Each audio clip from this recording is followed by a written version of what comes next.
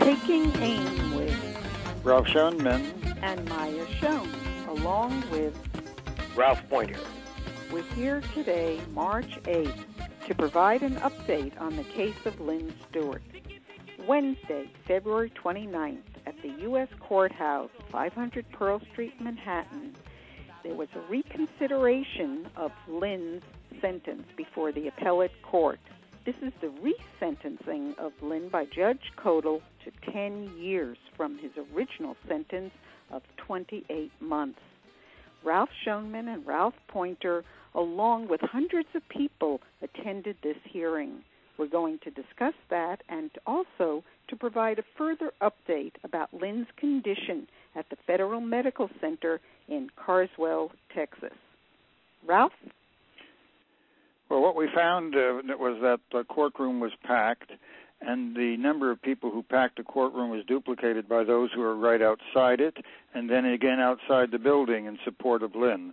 The atmosphere was very dramatic, and there were three judges who were seated on behalf of the Second Circuit, Judge Robert D. Sack, and Judge John M. Walker, Jr., and Judge Guido Calabresi.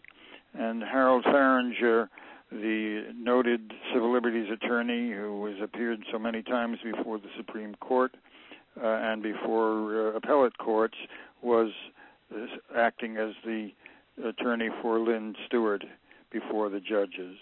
His focus was on the First Amendment issues that are inherent in the sentencing by the Second Circuit, or should put it correctly, the demand that the Second Circuit made upon Judge Kodal below to increase Lynne Stewart's sentence from 28 months to something much more drastic, something approaching the 30 years demanded by the Justice Department of Barack Obama and Eric Holder. And in fact, what Judge Kodal did was to increase the sentence up to 10 years, nearly 4 times the sentencing that had been imposed by him prior. So the issues before the court were the legitimacy and basis for such an arbitrary and extraordinary increase in sentence after the judge had already ruled.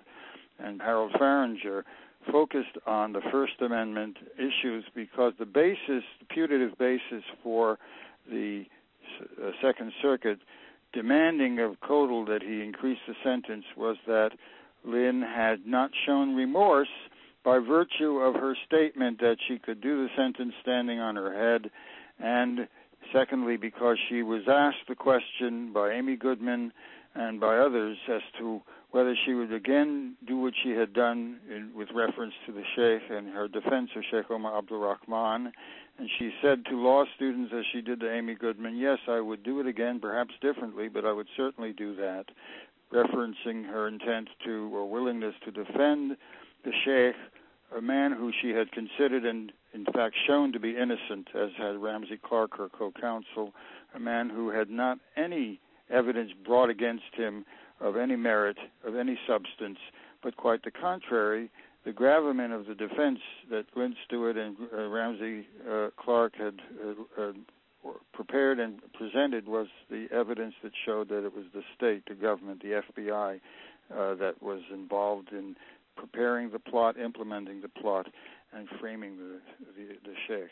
I'd like to interject here that what the court did, and Farringer pointed out, is that they were basing this resentence on protected speech. When we speak on TV or we speak before audiences and we make comments, we are protected by the First Amendment. These were not comments that Lynne had made in court as testimony or had been provided as any evidence throughout her trial. And thus it is incorrect, and Mr. Farringer pointed out chapter and verse as to the law, why this was protected speech and why this was judicial error when there had been the resentencing. And there were other reasons of judicial error that he pointed out with much case law from Supreme Court cases, appellate court cases, to show why the resentencing was a misstep, a thorough misstep. But Ralph Poynter, could you describe how these judges treated Harold Farringer, who is one of the most renowned attorneys, and we're very fortunate that he took up the case of Lynne Stewart. One of the most interesting things that happened in the court was the treatment of Harold Price Farringer as opposed to the treatment of the prosecution. It was almost laughable. When Mr. Farringer would begin to answer a question, another judge would cut into him.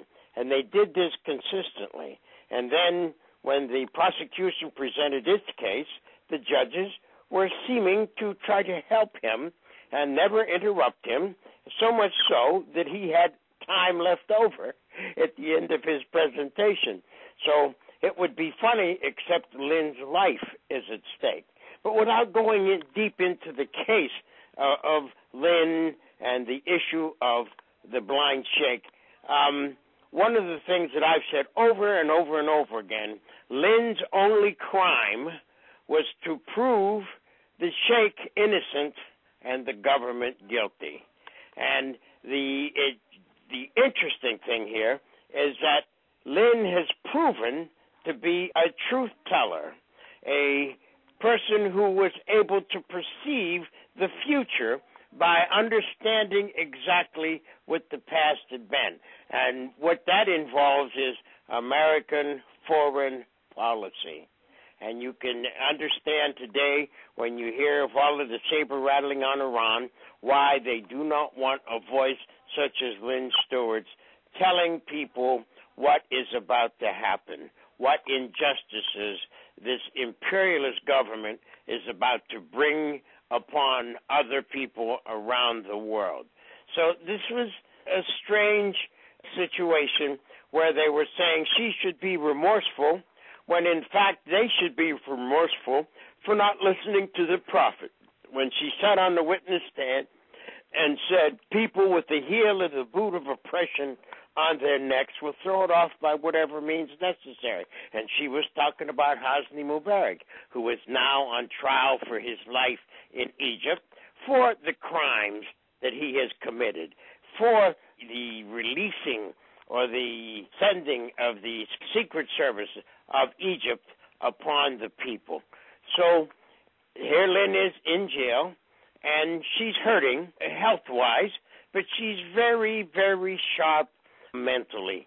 And if anyone cares to look on the website to see how she writes, how clearly she sees the issues, please do so. Now, the other day I visited Lynne over the weekend from the 2nd to the 6th. 4 days visiting, Friday, Saturday, Sunday, and Monday. And we discussed the case over and over again, and we also talked about sentencing, but we dealt with her health.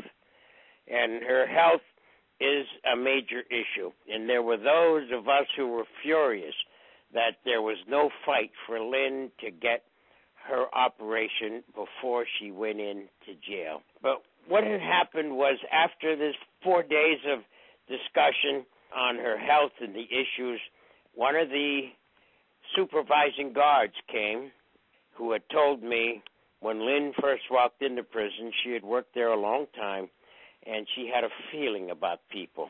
And she says her first feeling was, this lady shouldn't be here. Then she reviewed Lynne's case, obviously as everybody else does in the newspapers, on the web, and she got it right. But on the way out, when she said quitting time, everybody has to leave, she had made a statement to Lynne. She says, well, God has a reason why you're here. This prison guard was so impressed by all that Lynne has been able to do for the other prisoners, including helping them get out of prison. Exactly. And when she says there are reasons why you're here, God has sent you here to do your work.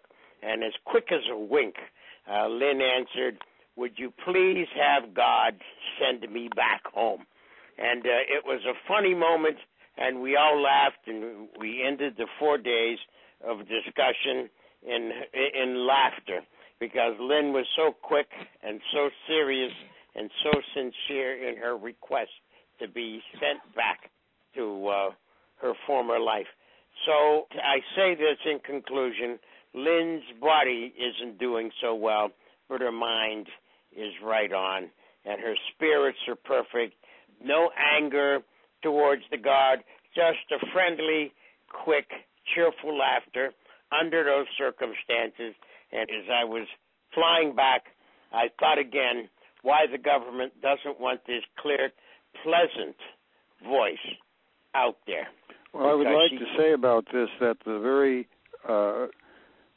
activity in the courtroom elucidates what's at stake.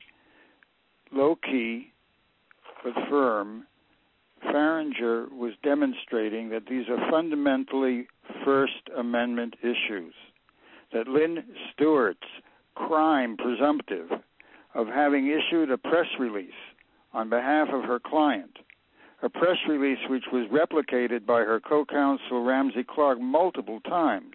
Lynne Stewart, by the way, who was described by the government as the hub of communication with the Sheikh, had seen the Sheikh on 2 or 3 occasions, whereas Ramsey Clark had seen her almost continuously. And the same applied to the statements that were put out publicly on behalf of the Sheikh. And it should be remarked upon that this presumptive crime, for which they were even claiming perjury on the part of Lynne, entails violating an administrative measure, the Special Administrative Measures, which are SAMs, which are to prevent defense attorneys from making public statements of their client or on behalf of their client, violative, of course, of the First Amendment in the first place, but administrative decrees so that even in breaching them, as both Ramsey Clark and Lynne Stewart did out of principle, the penalty does not rise to legal consequence. The penalty would be to tell the attorney they can't continue to see their client unless they agree to abide by the SAMs. So what's at stake here, as Farringer was very clearly pointing out, was a First Amendment issue, namely the right of an attorney to issue a statement on behalf of their client. And to have that represented as perjury was not something that even Judge Kodal had taken as a rationale for sentencing. And the Second Circuit judges had attacked Judge Kodal's failure to reflect what the Second Circuit deemed to be Lynne's perjury by putting out statements after the attorneys had nominally accepted the SAMs that had been imposed upon them. I think it's instructive to note that every time, as Ralph mentioned, Farringer attempted to put on the record the First Amendment issues that obtained here, the judges got agitated, angry, and interrupted not only Farringer but each other in their anger, their voices rising, and the louder their voices got, the emptier their heads got.